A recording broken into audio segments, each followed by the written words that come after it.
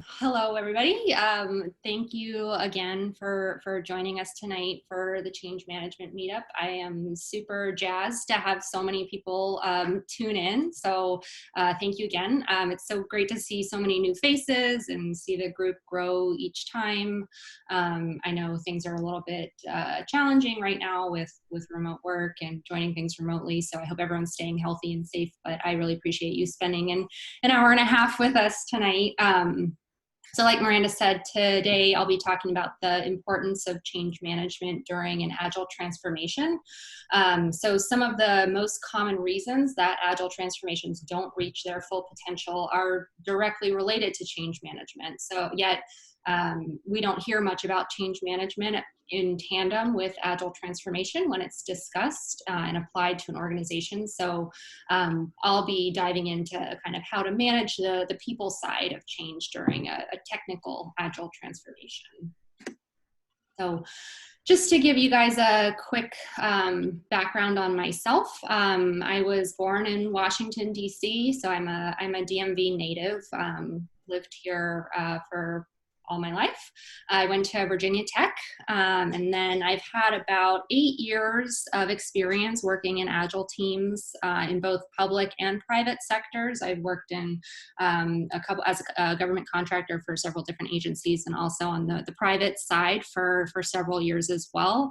I've held roles as a business analyst, as a quality assurance engineer, as a scrum master, and of course as a change management analyst.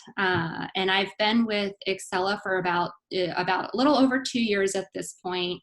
My first contract was with the Department of Homeland Security, and now I'm currently with the Department of Health and Human Services at the Office of the Inspector General. Just so you guys can get to know me a little bit more, I currently live in the Brookland neighborhood of Northeast Washington, D.C. My husband and I just moved here. We just bought a house in July, so we moved here a couple months ago. We're still kind of getting things moved in and getting the house situated.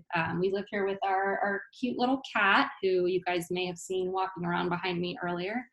And some of my hobbies, when I'm not working, I like to do yoga. I like to experiment in the kitchen with some plant-based cooking, and I'm a huge 1980s hair metal and rock and roll fan. So once COVID is over, I'm excited to get back to some of those concerts.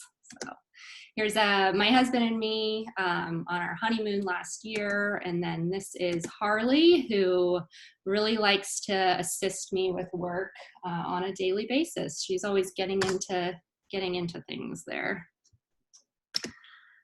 All right, so we'll start with a review of change management. We're all here because we're either interested in change management or practice change management, so I'll keep it short. But the definition of change management is the processes, tools, and techniques to manage the people side of change to achieve the required business outcome. And change management incorporates the organizational tools that can be utilized to help individuals make successful personal transitions, resulting in the adoption and realization of change.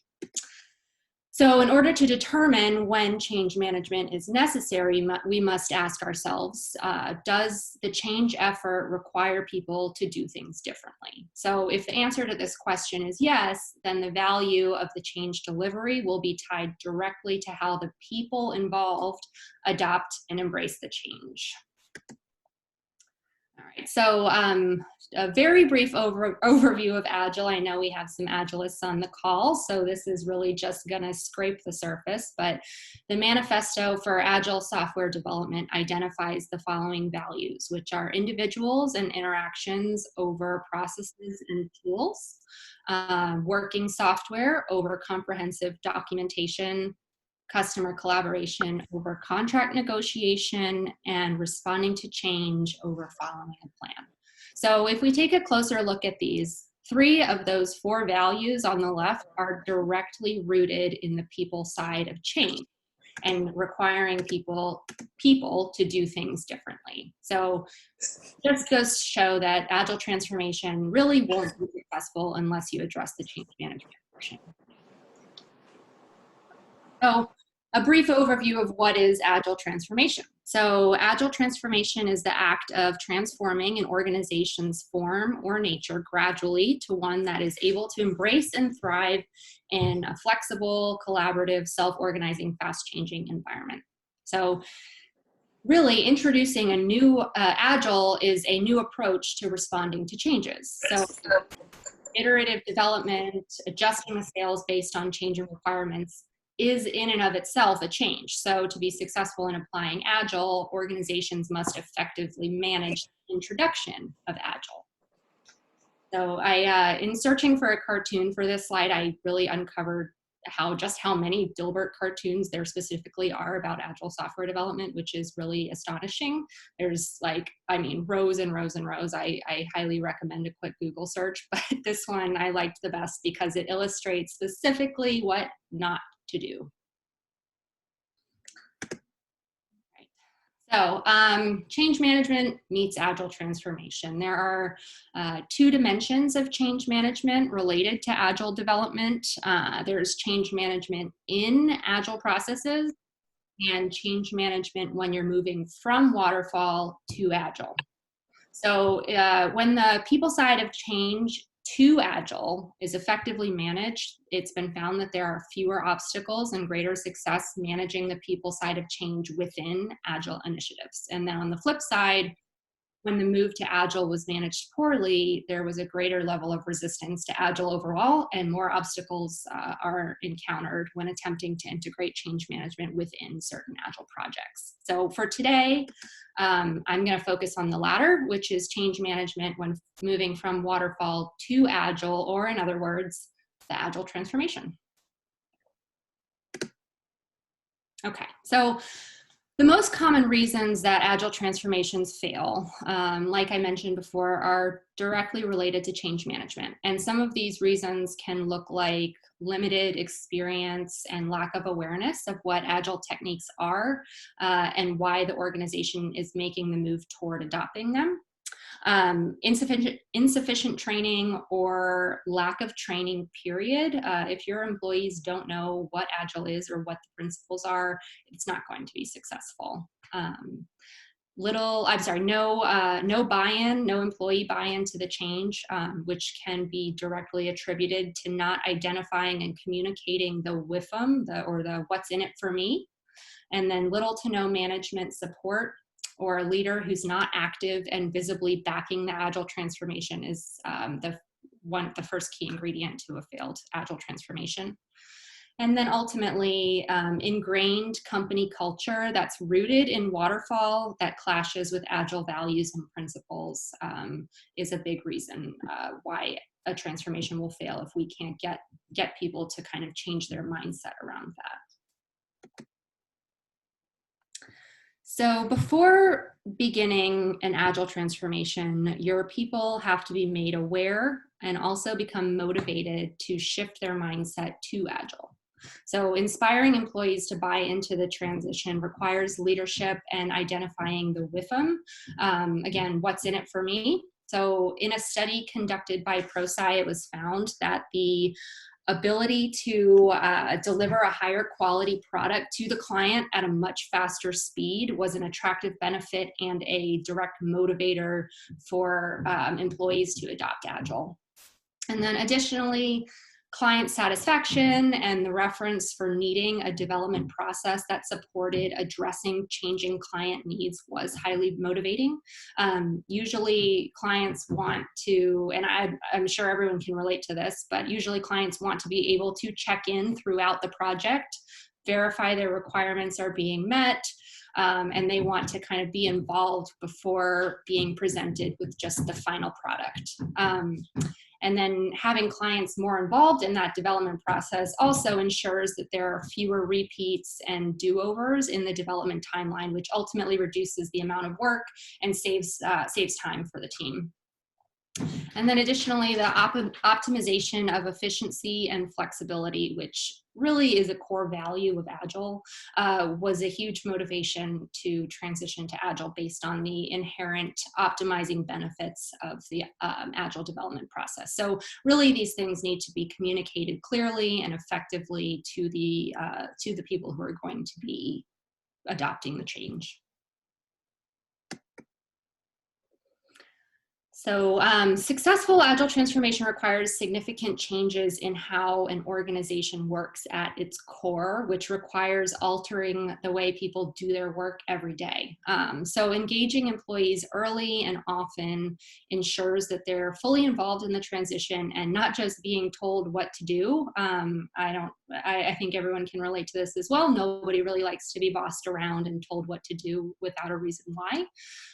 So the biggest and most important factor in a successful Agile transformation is having an active and visible sponsor who is enthusiastic and 100% committed to the transition. So if the sponsor does not exhibit credibility and belief behind the Agile principles themselves, there will inevitably be some sort of a trickle-down effect on the entire organization.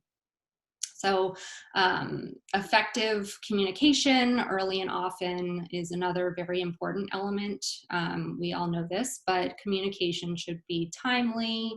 It should be transparent. Obviously not every single piece of communication can be completely transparent, but it should be as transparent as possible with your entire organization as much as you can. And then it should be easily digestible, distributed in the correct channels, which are not always the same for every person receiving the message. So email is an obvious one, but there are other ways to communicate with employees, whether it's through Slack, through Teams, through Google Chat, through meetings, through one-on-ones. It can look a lot different depending on who you're trying to get that message across to. And then also, we don't want it to be too overbearing, and we don't want to oversaturate the audience. So there really is a fine line there to walk. It's also really important for the sender of the message to be credible and trustworthy. So your sponsor and your leader should be someone that people believe in and trust. Training on Agile principles is also critical to success to provide guidance and, if possible, formal certification for employees. Having formal training in Agile principles ensures that every person involved in the change is operating under the same idea and approach to what Agile is. So, it kind of sets that benchmark. And in addition to providing training for your employees, you're showing that you're investing in them and that you value their growth, which makes it more likely that they're inclined to adopt the new approach and show that you're really investing in their personal success. And then lastly, bringing in experts in Agile, such as an Agile coach or coaches, Scrum Masters, someone who's available to help translate and demonstrate complex Agile principles during the transition will aid in communicating the approach's credibility. And that also adds another layer to sponsorship credibility, because that shows that your sponsor is investing in somebody, bringing in somebody who really knows the core of what Agile means. So the greatest obstacles to a successful Agile transformation are really rooted in the natural human response to change, which is resistance. So expecting resistance to change and planning for it from the start of your Agile transformation will allow for more effective objection management when it inevitably occurs. So the main obstacles to success are resistance to the Agile approach altogether and not seeing value in adopting it. So some people will view the transition to Agile to be too monstrous of a task and requiring too much time and too many resources to implement. So if something seems too insurmountable, they won't adopt it. And then another one is maintenance of the status quo and the traditional waterfall approaches that they've been employing. So often people have deep-seated mindsets and can find it really hard to navigate away from comfortable traditional waterfall approaches that may have worked in the past. So if they are seeing the way that things have always been done and they don't see a problem with it, or they don't see why Agile is better, they're not going to want to budge. So the way, why am I going to change from something that's already working? Lack of strong executive sponsors, we've covered this already, but if they're not coached properly, sponsors who don't lead by example and who don't demonstrate adoption of the change to Agile themselves will completely undermine the Agile transition. And then ultimately, this goes back to the natural resistance to change, but the fear of failure. So resistance is rooted in fear. In the worst case scenario, fear of not being successful or viewing failure as inevitable because of the enormity of the transition goal can cause employees just to resist altogether and not even give it a try. So there are many elements to a successful Agile transformation, but some of these are just non-negotiable. And if they're not there, then there's a pretty good chance that we're not going to be successful in our transition.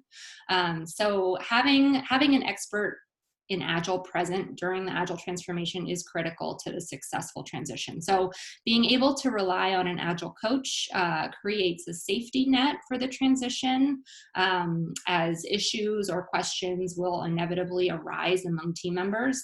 And then this person or persons could be, it could be an external consultant, it can be someone who already works at the organization, or it can be an internal subject matter expert. It really doesn't matter where that expertise comes from as long as it's there.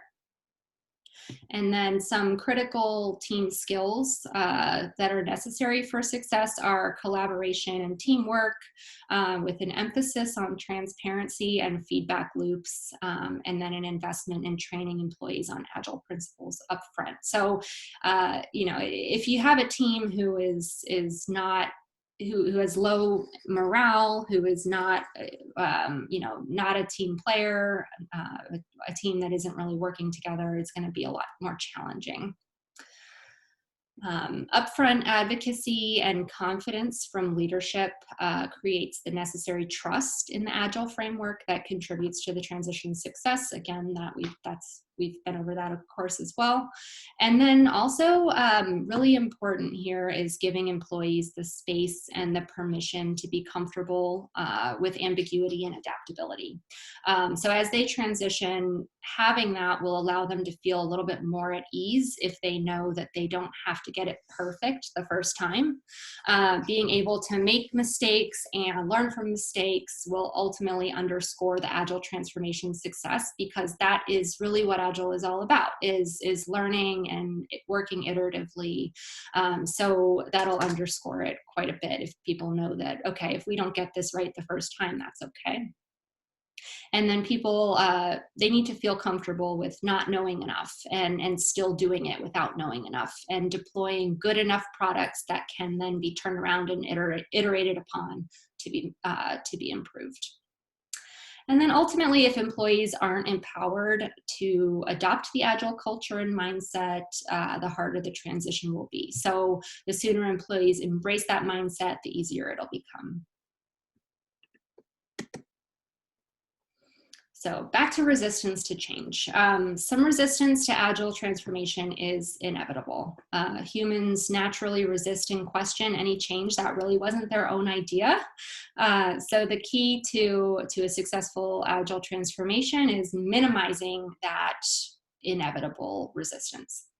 So in that same study that ProSci conducted, it came out in 2017, and they interviewed hundreds of change management professionals, and it was discovered that 87% of participants reported experiencing resistance when managing the transition to Agile, and 60% of that 87 classified that resistance as moderate to severe.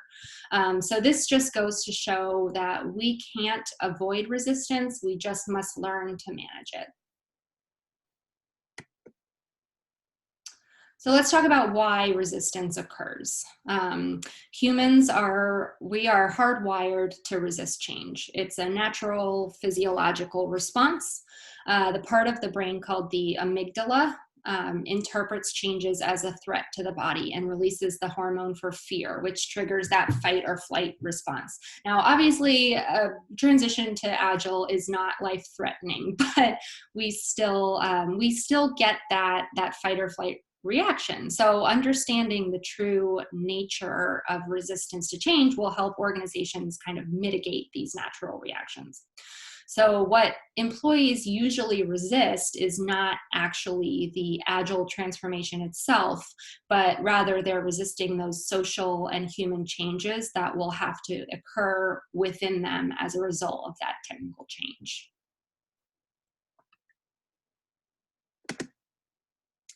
So there are many different reasons why this resistance occurs. They vary from person to person. They can cause anxiety and fear, fear of the impact or perceived impact on their work.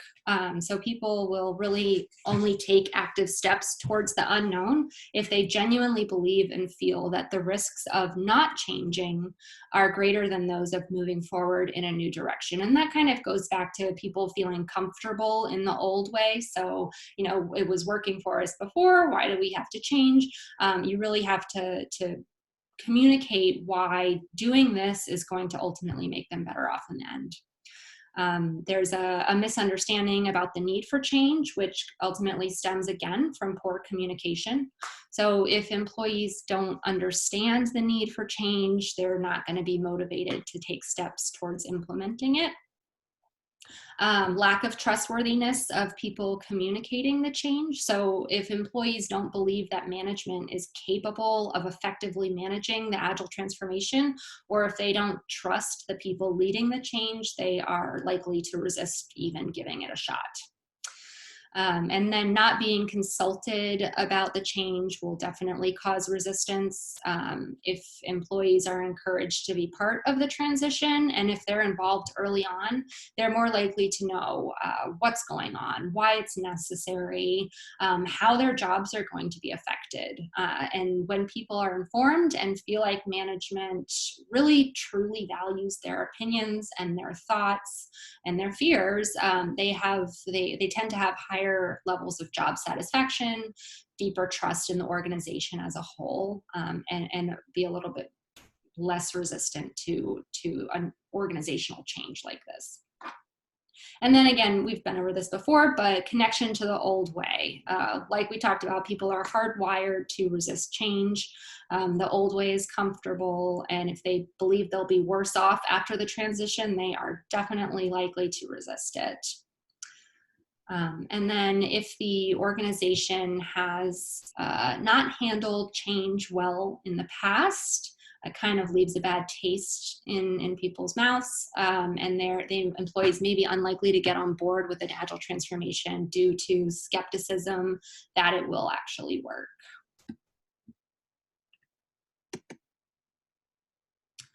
So now we know why resistance occurs. So what does it look like?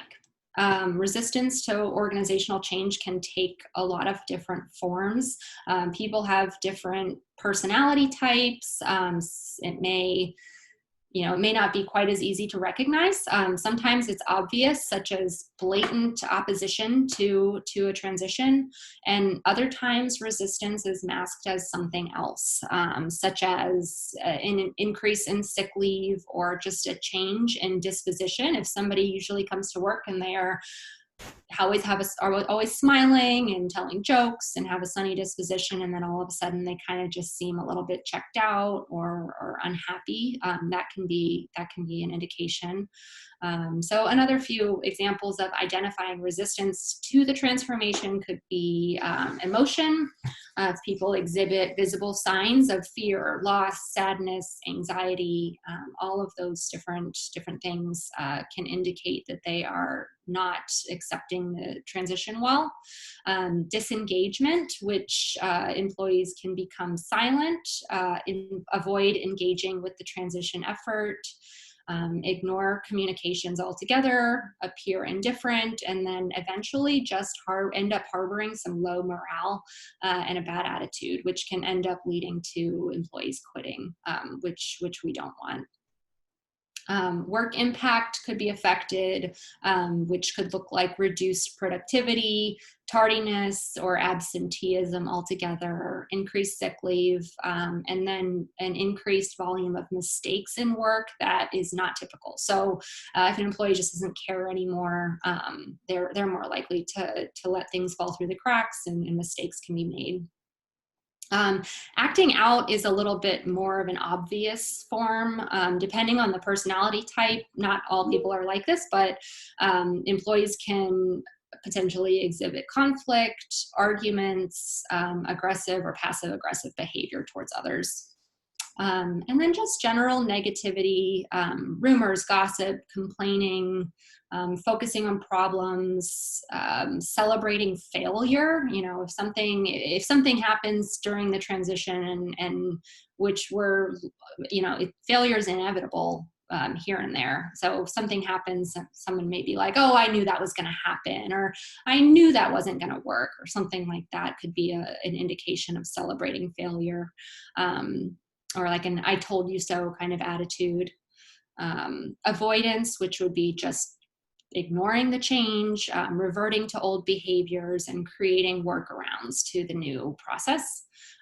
Building barriers would be making excuses, counter approaches, recruiting dissenters, other people, you know, to kind of building a coalition of people who are against it, and a breakdown in trust of leadership.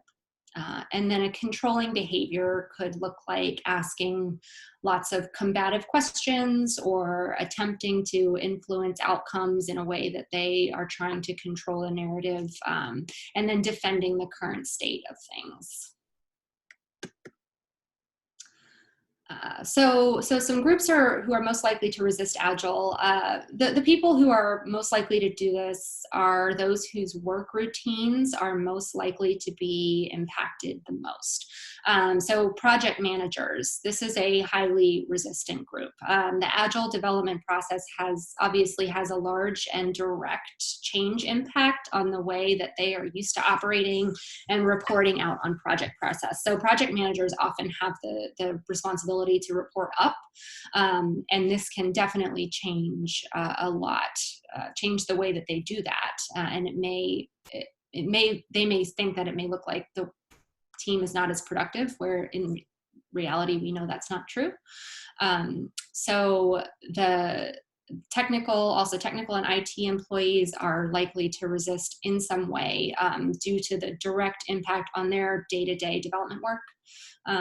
Middle managers are likely to resist due to a lack of understanding how Agile principles will directly affect their teams. So if they're not fully informed, and they get questions from their team, and they don't know how to answer those questions, that may kind of cause a little bit of a friction there, and they may resist the change as well. Sales and business teams are often not directly involved in Agile business processes, and they're mostly not involved at all in the decision to adopt Agile because they're not involved in the kind of nitty gritty of doing it. However, the change in product delivery that comes with Agile as opposed to waterfall can have a direct effect on the way that they conduct their jobs. So they may have some resistance here as well.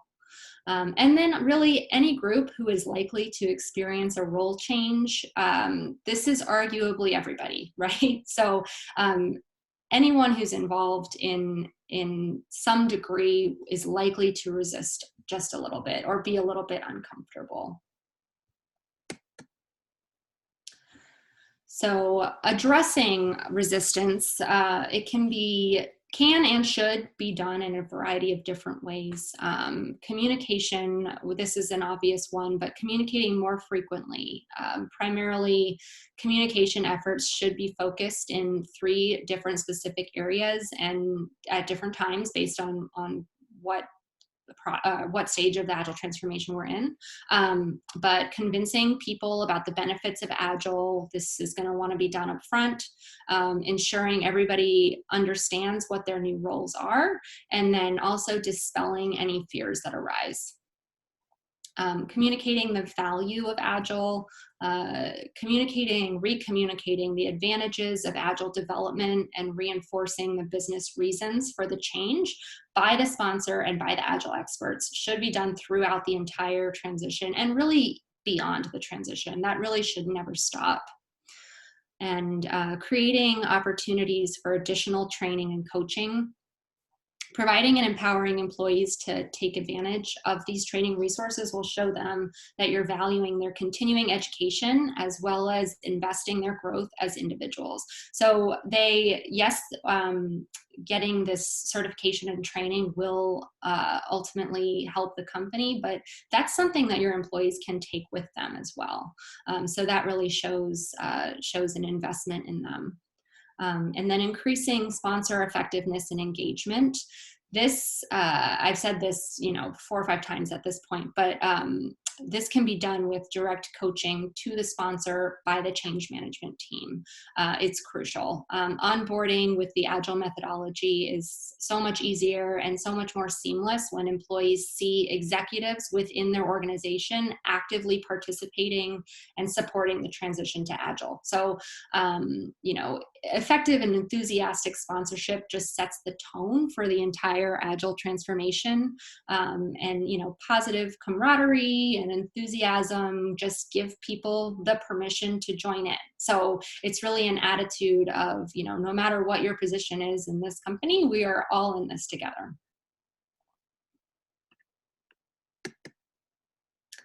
All right. So once the Agile transition's been implemented and the team is successfully operating under Agile themes and principles and delivering products and deliverables, sustaining the change will also require ongoing support and work.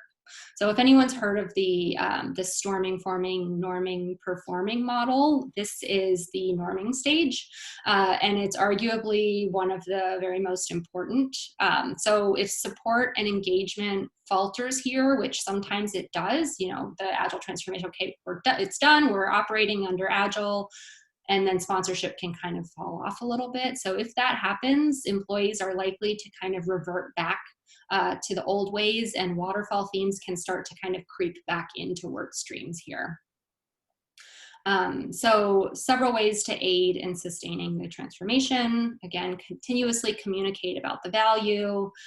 This can be done through success stories, actionable feedback, and definitely celebrating wins early and often. So that is crucial for positive reinforcement. Your employees are already starting to do things completely different than what they're used to.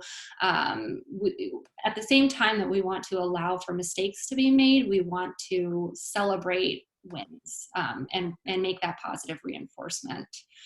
And then continuous training and continuing education, apart from the certifications, but this can be done by just designating specific Agile coaches that can work with either individuals like product owners to get them and keep them on board. Continuous learning can also be achieved through internal communities of practice or regular meetings geared towards addressing lessons learned, determining what additional work needs to be done to continuously improve the process. Maintain that stable and ongoing sponsor engagement. And then another thing to consider here, it may not be immediately possible, but consider requiring the Agile approach to be applied throughout the entire organization. So identifying Agile as an organizational norm will instill those core principles within everybody at the organization. And kind of deter from reverting back to old ways. Okay, so the success of an Agile transformation is determined by the organization's ability to engage their people sufficiently to successfully transition their employees to using Agile and ultimately extracting investment value from that transition. So it's closing the gap between successfully implementing the new process and then sustaining it. So ultimately, the success is measured if the organization and the people within it are able to successfully make that permanent shift to Agile and mindset while improving business processes. And also a key thing here is maintaining high employee morale and satisfaction, because we've gotten our employees to make this huge change, and so now we really want them to be happy and to stay. So introducing Agile is obviously a huge change that can be disruptive to an entire organization. If a change management plan is not employed from the start, it can really set up the transition for failure. So for the greatest chances of Agile transformation success, we want to make sure to include the elements of an active and enthusiastic change sponsor, bringing in experts in Agile practices, engaging employees early and often to demonstrate that the organization values them, values their input, promoting psychological safety and allowing room for mistakes to be made, equipping employees with adequate and continuous training, constant communication and transparency, and then creating space for feedback loops in order to continuously improve. All right. That is it. So I thank you everybody. I wanted to just kind of open it up here. Thanks for your time and attention. Just wanted to see if anybody had any questions, or I also would love to just to have this as like a discussion time about Agile transformations that you all have been a part of, any lessons learned or anything else anybody else wants to share.